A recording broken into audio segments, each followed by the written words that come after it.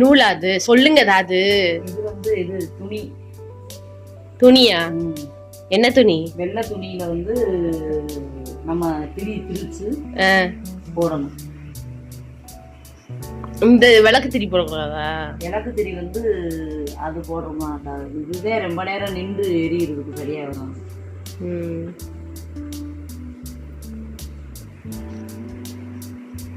பதம் கரெக்டா வந்துருச்சுன்னு இனி நல்லா எரிய விட்டோன்னு எரியறதுலே வெந்துடும்.